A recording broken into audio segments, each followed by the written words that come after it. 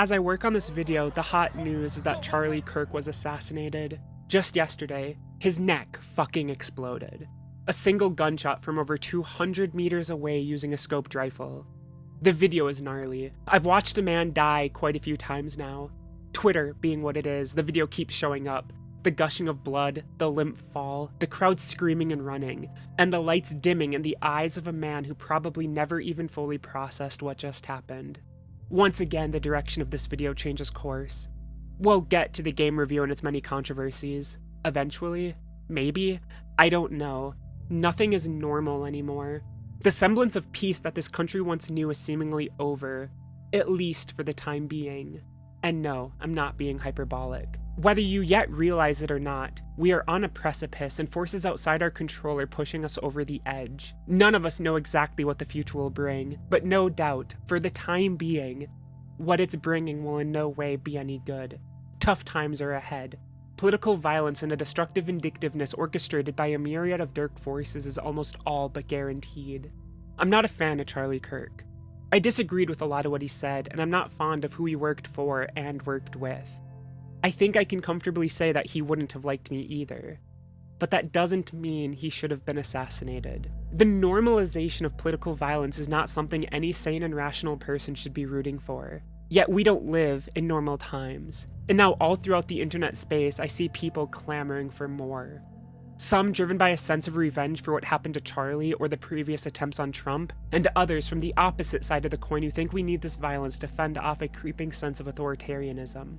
Nothing here is black and white. It's not even gray. Everything is so tightly connected and swirled together that the resulting color defies reason. It defies logic. There is no one truth. Yet due to our programming, we keep looking for a single answer, and it is driving us to our own hateful destruction.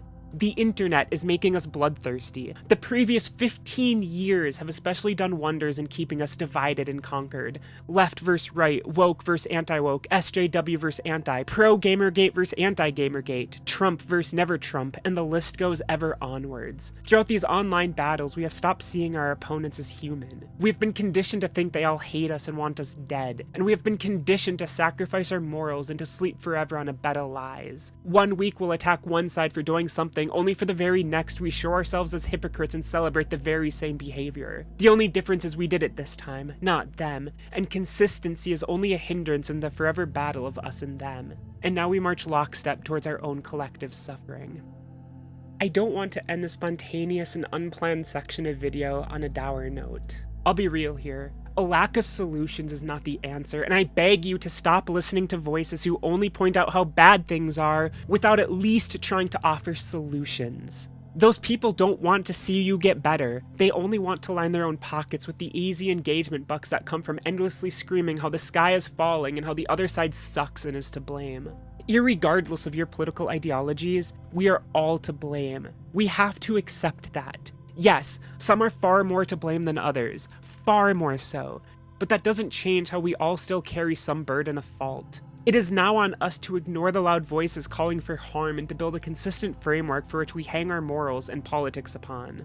Now is the time for peace and honest conversation, even with those whom we disagree. Some will lash out at this and say that civility politics gets us nowhere, but I respectfully disagree. This very year, I've made a concerted effort to be more active in my local community. I get out near daily and meet people I barely know to play games and such. And let me tell you, it does a lot for the brain and soul. I've positively interacted with people who would no doubt hate me if they knew who I was online. But you know what? It didn't matter. I sat down, remained true to myself and my personality, played tabletop games with them, and it was fun. Because for all the political differences we no doubt have, there is enough common ground we shared as human beings. The shared interests of laughing over jokes, playing games, and discussions of common hobbies. That doesn't mean I liked everybody. Sometimes there just are personality clashes, or they're a person where it's not possible to get over the hump of being different. But everyone I met who I couldn't enjoy the presence of, there were 5 others who I did. The internet wants us to think we're all heavily defined by our politics, and they do certainly shape us. But we're also more than that. And it's a powerful gesture to overcome those differences and to see the beautiful human underneath. For as long as there are humans, there will be political disagreements and failures to agree on societal norms. It is a struggle that will never be overcome, but that does not mean we must view others as targets to be killed or bodies to be mocked. The internet has done wonders at amplifying our disagreements, and now it's time to manually focus on the shared joys. I beg you, spend less time online. Leave your home and find places to interact with others throughout your community. Pick up new hobbies if you must, and know that you can do it. I'm an autistic recluse. Before this year, I spent 95% of my time inside my home. I have serious social anxiety and I deal with panic attacks when out and about. Yet even throughout all that, I'm pushing myself to be better.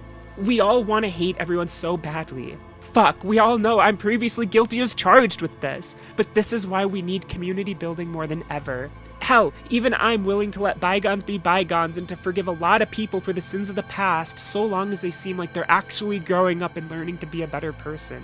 At some point, we need to let the online battles of the past decade be put to rest. And whether I talk shit about you or you talked shit about me, I don't care anymore. I'm letting my grudges go. So right now, so long as you're proving to be a genuine person and a good human, one who shows growth and who wants a healthier future, I'm your ally.